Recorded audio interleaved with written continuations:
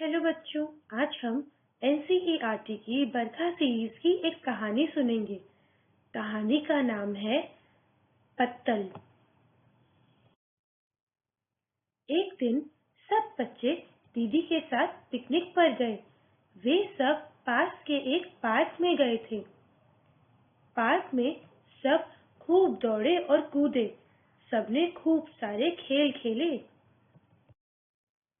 खेलते खेलते सब थक गए। सारे बच्चों को जोर से भूख लगने लगी थी। दीदी खूब सारा खाना लाई थी। उन्होंने सबको खाने के लिए बुलाया। दीदी ने बड़े बड़े डिब्बे लाइन से लगा दिए। डिब्बों पर बड़े बड़े चम्मच रखे हुए थे। दीदी इधर उधर कुछ ढूंढने लगी। वह बर्तनों का झूला घर ही भूल आई थी। ओफो, अब दीदी क्या करेगी? अब सब बच्चे खाना कैसे खाएंगे? क्या आप कोई तरीका सुझा सकते हो? हम्म, हो सकता है। चलिए देखते हैं कि दीदी ने अब क्या किया। खाना खाने के लिए बर्तन नहीं थे। सब शोर मचाने लगे। मदन बोला कि पत्तल बना लेते हैं, पत्तल पर खाना खा लेंगे। बच्चों, क्या आप जानते हो कि पत्तल किसे कहते हैं? हाँ, पत्तल पत्तों से बने हुए बर्तनों को कहा जाता है। इन्हें हम खाना खाने के लिए इस्तेमाल करते हैं।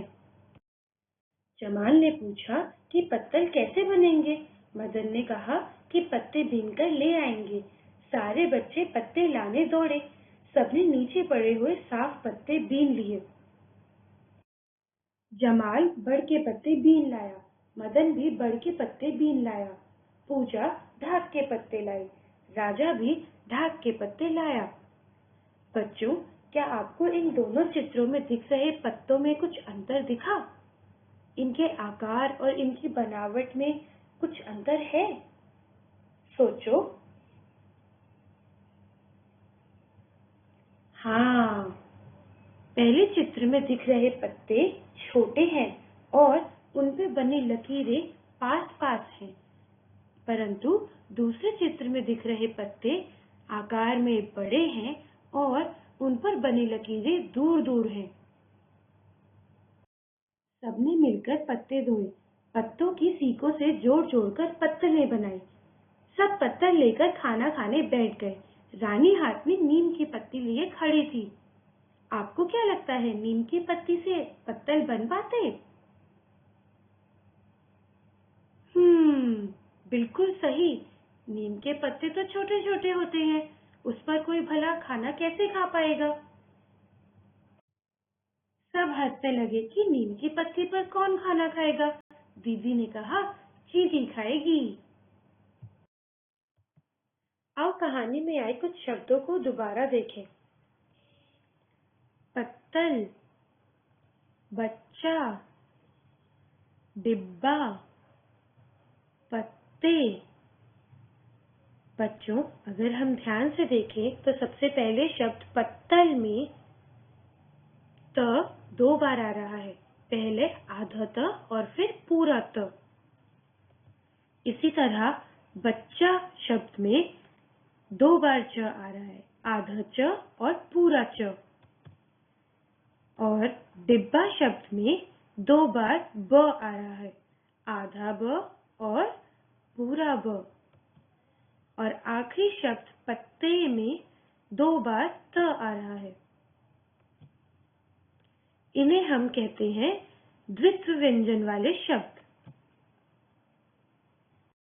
आइए जानते हैं द्वित्व व्यंजनों के बारे में।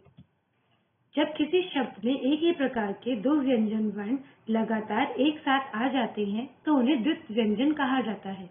जैसे त, छत्ता, सत्ता, भत्ता, गत्ता, पत्ता। ब, अब्बा, मुरब्बा, गुब्बारा, डिब्बा, बब्बर। च, कच्चा, सच्चा, बच्चे, 25, उच्च।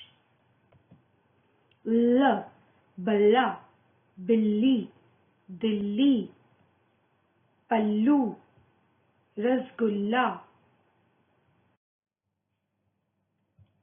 द्वित्व व्यंजन से जुड़ी कुछ जरूरी बातें, इन बातों का हमें ध्यान रखना होगा। द्वित्व व्यंजन वाले शब्दों को हम जल्दी पढ़ते हैं, जैसे पत्ता, हम इसे पत्ता नहीं पढ़ते, हम इसे पत्ता पढ़ते हैं। वर्णमाला के सभी व्यंजनों का द्वित्व नहीं होता। कुछ व्यंजन जैसे ख, घ, छ, झ आदि का द्वित्व नहीं होता।